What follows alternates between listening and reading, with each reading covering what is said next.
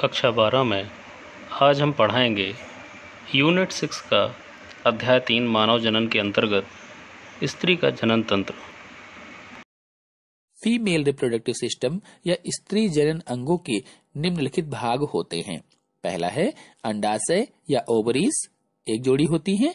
दूसरा अंडवाहिनी या ओविडक्ट या डक्ट सिस्टम भी इसको कहा जाता है। तीसरा गर्भाशय या यूट्रस। चौथा योनि या वैजिना। और पांचवा है सहायक ग्रंथियां या स्तन ग्रंथियां, एसेसरी जेनिटल ग्लैंड्स। तो चलते हैं अब आगे, इसके बारे में डिटेल में एक एक करके इनको सबको समझा देता हूँ। तो पहला फीमेल ऑर्गन या मादा जनन तंत्र का पहला अंग है अंडाशय या ओवरी। स्त्रियों में एक जोड़ी अंडाशय या ओवरी उदर गुहा में पाए जाते हैं। अंडाशय बादाम की आकृति के होते हैं, जैसा कि आपको चित्र में दिख रहा है। यह है अंडाशय।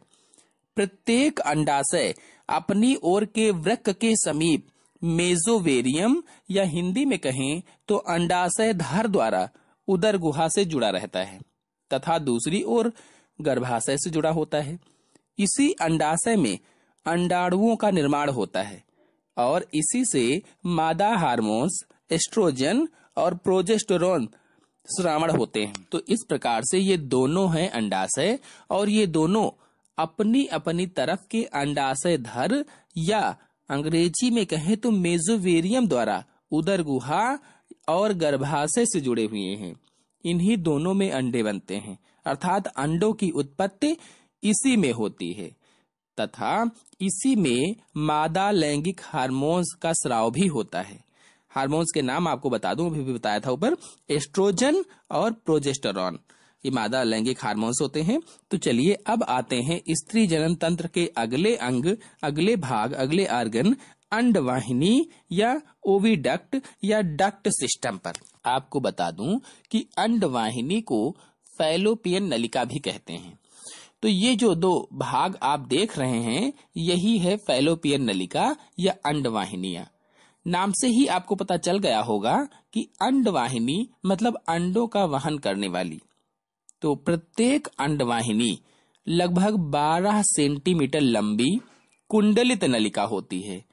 ये कीप नुमा रचनाएं होती हैं, जैसा कि आपको चित्र में दिख रहा होगा, जिसका चौड़ा भाग जो ये वाला है मुखिका कहलाता है और झालरदार तथा रोमाभ या सिलिएटेड होता है।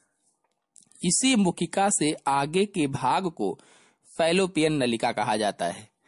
अंडवाहिनी या फैलोपियन नलिका आगे की ओर बढ़कर गर्भाशय या यूट्रस में खुलती है।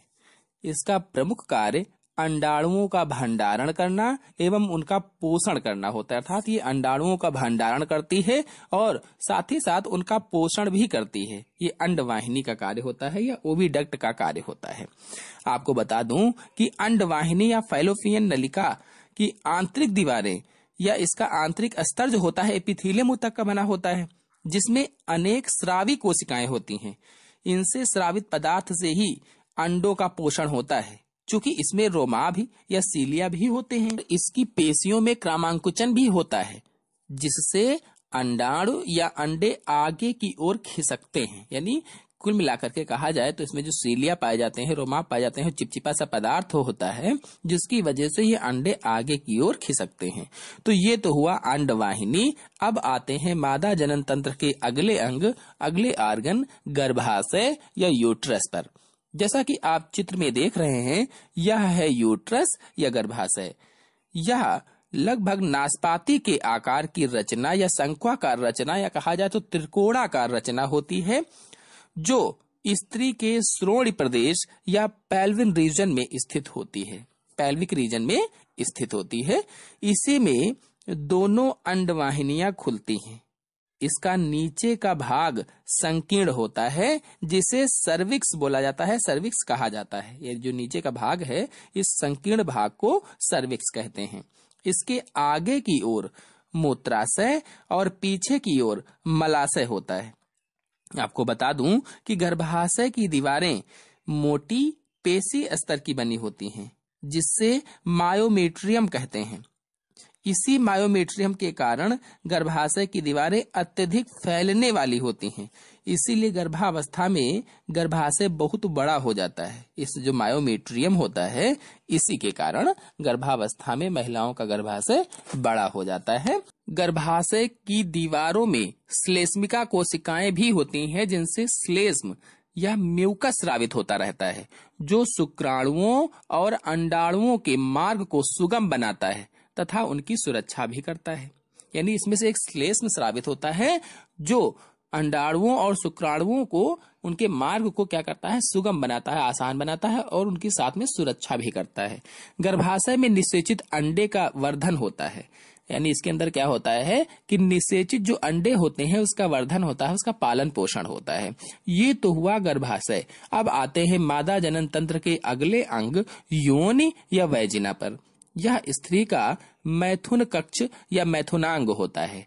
जैसे पुरुष में मैथुन अंग शिश्न था, पेनिस था, वैसे ही स्त्री में मैथुन अंग योनि या वैजिना होता है। तो गर्भाशय के सिविक्स के बाद योनि या वैजिना होती है। योनि की दीवार में लैक्टोबैसिलाई नामक जीवाणु होते हैं, जो ग्लाइकोजन के अपघटन से कार्बनिक अम्ल बनाते हैं। यानी जो लैक्टोबैसिलाई नामक के जीवाणु होते हैं, ये ग्लाइकोजन को अपघटित करते हैं और कार्बनिक अम्ल का निर्माण करते हैं। योनि के मुख के इधर उधर 2 ग्रंथियां पाई जाती हैं। योनि के जो मुख होता है, इसके दोनों तरफ 2 ग्रंथियां पाई जाती हैं, जिन्हें बर्थोलिन ग्रंथियां कहा जाता है। लैंगिक उत्तेजना के समय ये दोनों ग्रंथियां एक द्रव स्रावित करती हैं, जो योनि व गर्भाशय में शुक्राणुओं को आगे बढ़ाने में सहायता करता है। यानी इनसे एक द्रव स्रावित होता है, जो शुक्राणुओं को आगे की ओर बढ़ाता है। स्त्रियों में बाह्य जनन अंग के रूप में योनि या वैजिना का मुख होता है, जो शरीर से बाहर की ओर खुलता है। अब आते हैं मादा जनन तंत्र के अंतिम भाग, अंतिम आर्गन, अंतिम अंग पर, सहायक जनन ग्रंथियों पर। तो मादा जनन ग्रंथियों में बर्थोलिन ग्रंथियां, रेक्टल ग्रंथियां, पेरिनल ग्रंथियां आदि पाई जाती हैं। बाकी 2 हार्मोन सभी आपको बताए थे ग्रंथियों से, उनके बारे में आप जानते ही हैं। तो कुल मिलाकर के इसमें एस्ट्रोजन और प्रोजेस्टेरॉन पहले आपको बताया, तथा बर्थोलिन ग्रंथियां, रेक्टल ग्रंथियां और पेरिनियल ग्रंथियां, ये कुल मिलाकर के इतनी ग्रंथियां मादा जनन तंत्र के अंतर्गत पाई जाती हैं।